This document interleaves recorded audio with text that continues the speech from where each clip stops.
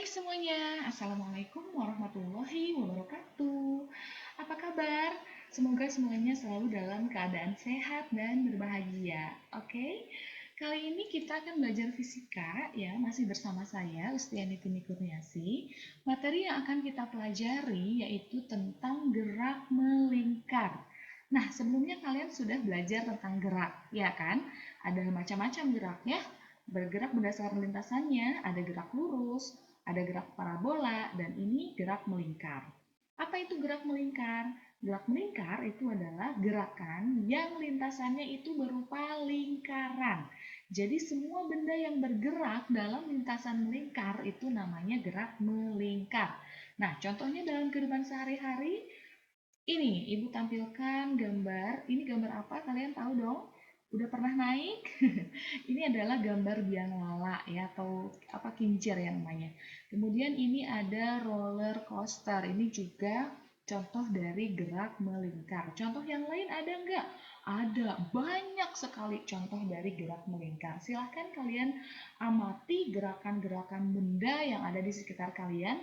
Apabila benda itu menempuh lintasan berupa lingkaran, maka dia termasuk ke dalam gerak melingkar. Oke? Baik.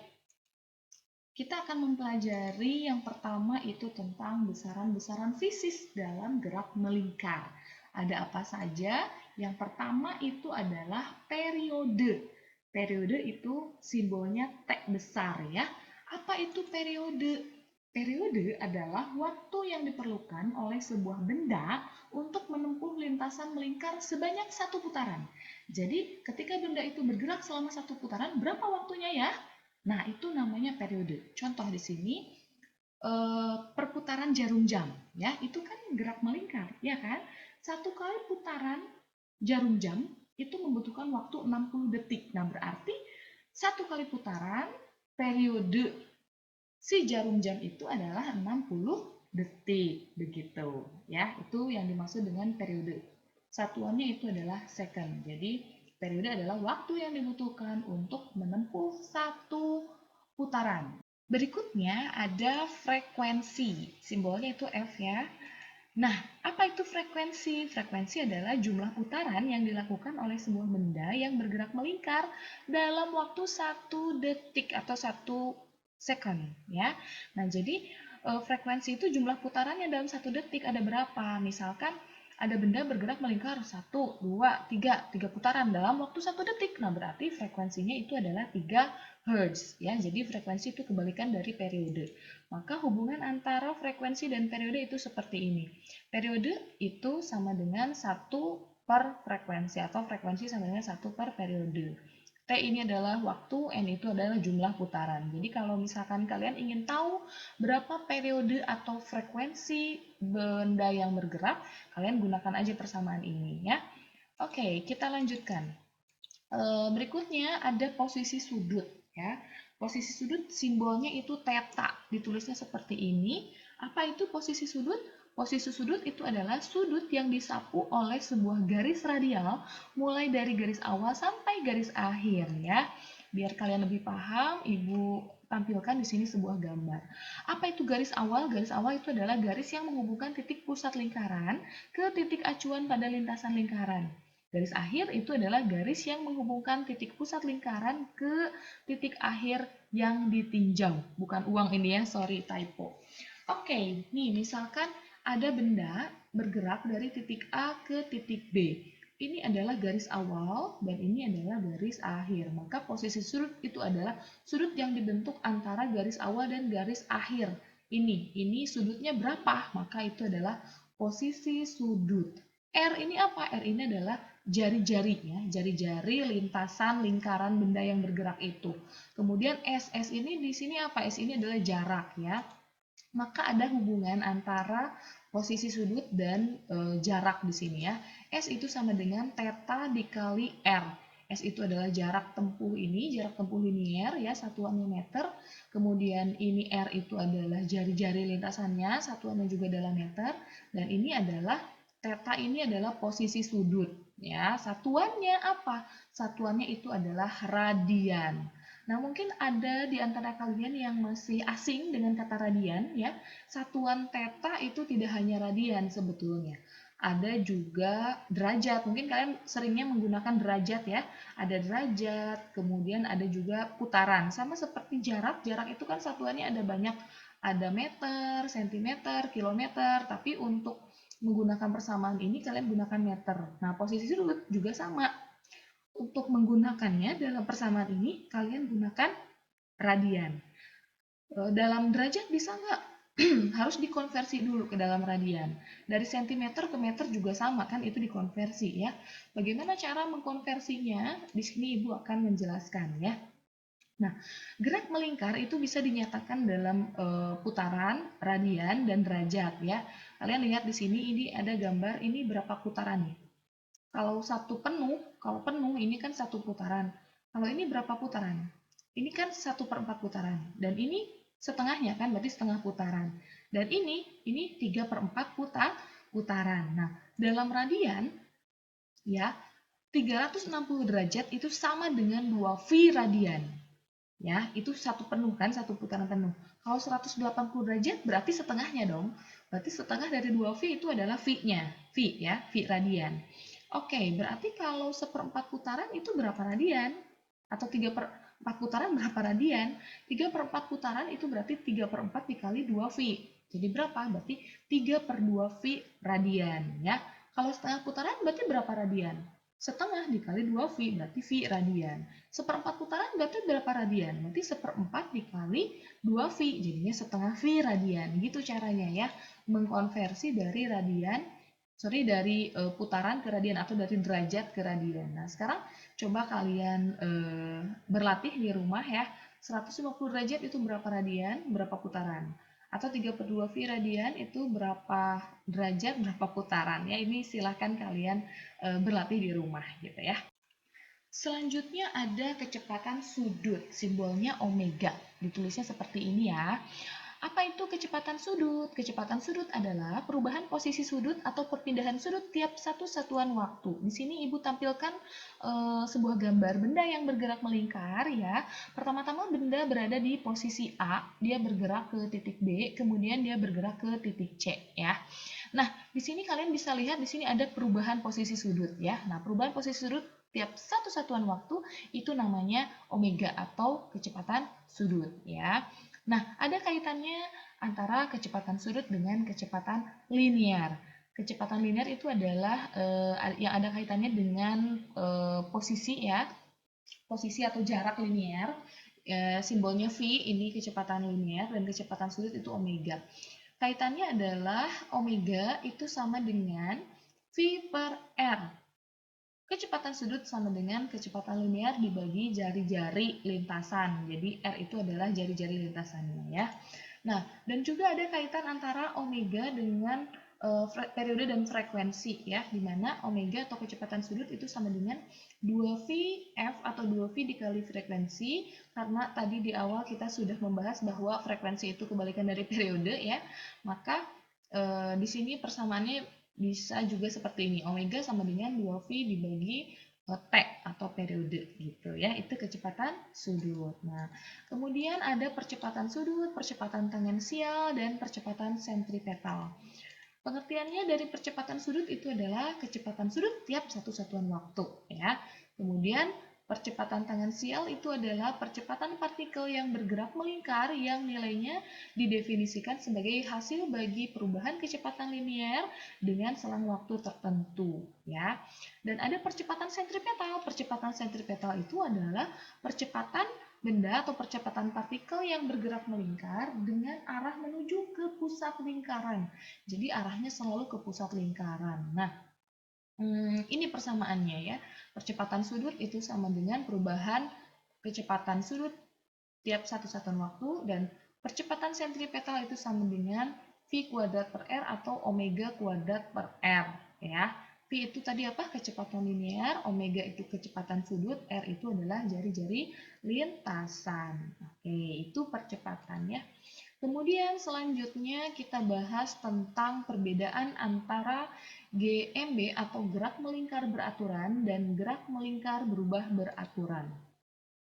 Gerak melingkar beraturan itu ditandai dengan kecepatan sudutnya konstan. Artinya perubahan posisi sudut tiap satu satuan waktu itu tetap, ya, tidak berubah-ubah.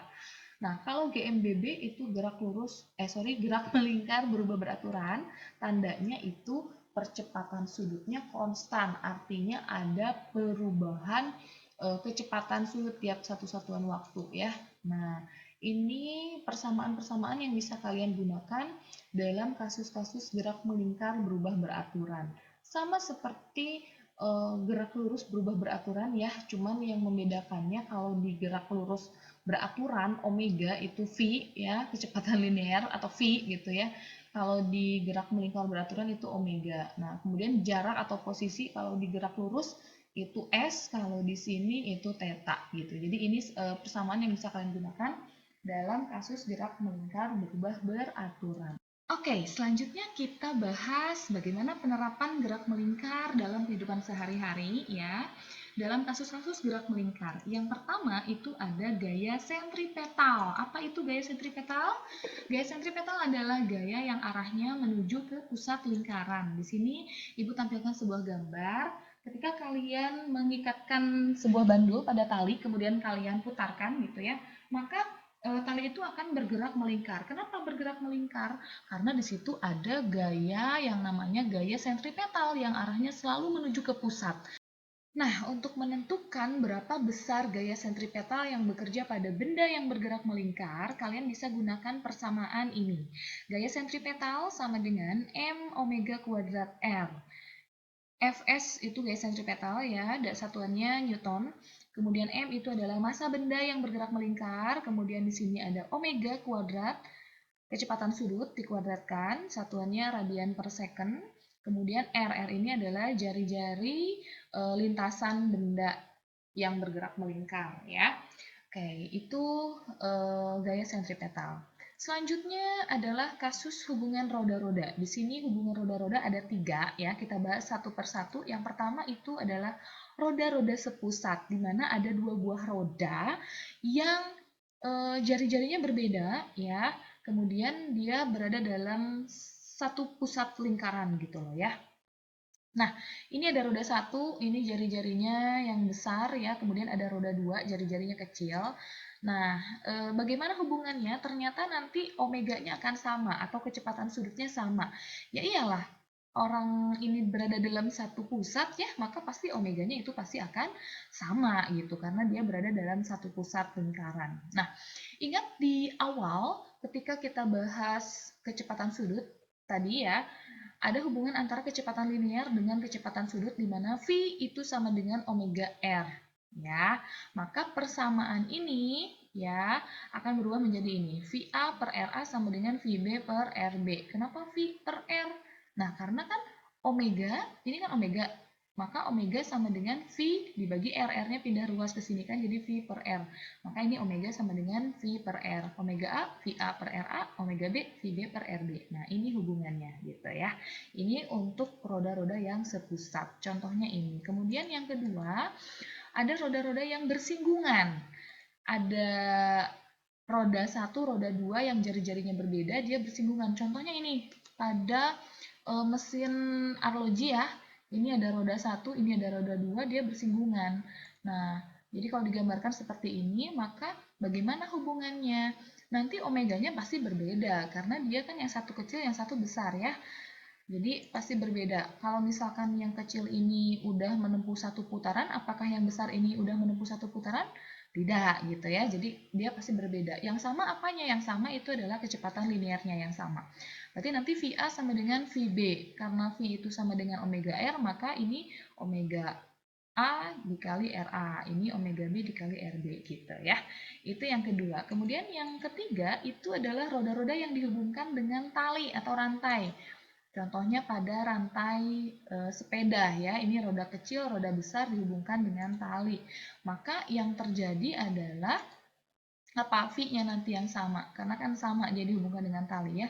VA sama dengan VB sama dengan omega A dikali RA sama dengan omega B dikali RB. Begitu. Oke, agar kalian lebih paham lagi, di sini Ibu berikan satu buah contoh soal yang berkaitan dengan kasus hubungan roda-roda tadi ya. Kita simak soalnya bersama-sama. Dua roda berputar dihubungkan dengan tali seperti pada gambar. Ini gambarnya ya. Jika jari-jari roda A 10 cm, jari-jari roda B 20 cm, dan kecepatan sudut roda A 10 radian per second, maka kecepatan sudut roda B adalah berapa? Ya, ini pilihan jawabannya. Kira-kira yang mana jawabannya ya? A, B, C, D, atau E? Oke, kita bahas bersama-sama ya. Ini adalah kasus hubungan roda-roda yang dihubungkan dengan tali. Tadi kita sudah bahas bahwa untuk kasus ini maka berlaku persamaan ini ya, VA sama dengan VB. Jadi kecepatan linearnya yang sama. VA, omega A dikali RA sama dengan omega B dikali RB. Nah, yang ditanyakan di soal ini adalah kecepatan sudut roda B, berarti omega B-nya yang ditanyakan. Omega A ada nggak? Ada ini kan. RA ada, RB ada. Ya udah, tinggal kita masukkan saja ke dalam persamaan ini. Yang diketahui ya. Oke, VA sama dengan VB, berarti omega A dikali RA sama dengan omega B dikali RB. Omega A-nya berapa? Berarti kecepatan sudut roda A. Ini berapa? 10 ya. 10 radian per second kalian masukkan dikali RA. RA-nya berapa? 10 cm, berarti kali 10 cm. Sama dengan omega B, omega B-nya yang ditanyakan dikali RB. RB-nya berapa? RB-nya 20 cm. Nah, sudah seperti ini, berarti kita tinggal cari omega B.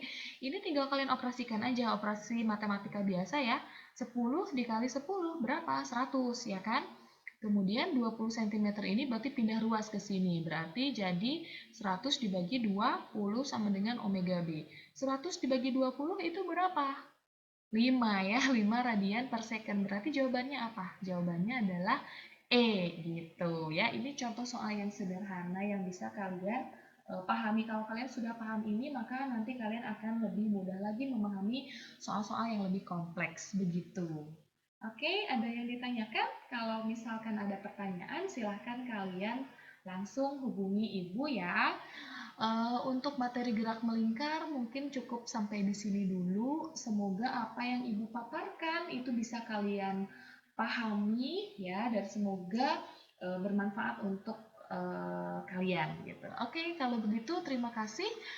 Sampai di sini dulu, sampai ketemu lagi di video selanjutnya. Assalamualaikum warahmatullahi wabarakatuh.